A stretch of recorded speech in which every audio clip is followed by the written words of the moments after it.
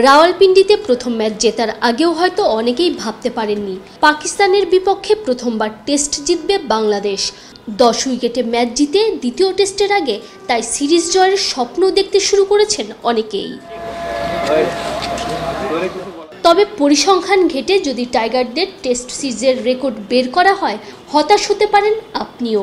আশার পালে হাওয়া লাগিয়ে বাংলাদেশের স্বপ্নভঙ্গের রেকর্ডটাও যে কম না।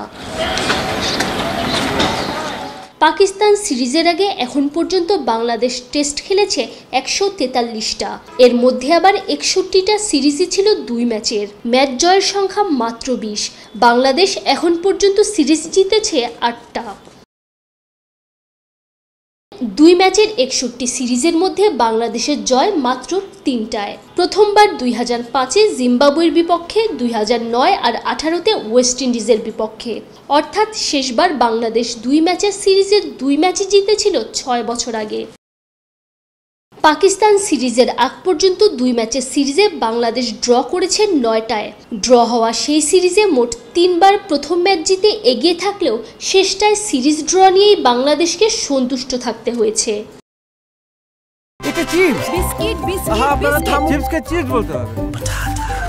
আপনারা শান্ত হন। ব্রান্ড পটাটা চিপস নাকি বিস্কুট খেয়ে বুঝে না। অর্থাৎ প্রথম ম্যাচ জিতেও মানসিকভাবে এগিয়ে থাকার সুবিধা বাংলাদেশ সবসময় নিতে পারে না। তাই পাকিস্তানের বিপক্ষে সিরিজ নির্ধারণী ম্যাচের আগে টাইগারদের খুব বেশি আপার হ্যান্ডে রাখার সুযোগ থাকছে না। তবে পরিসংখ্যানই সব না।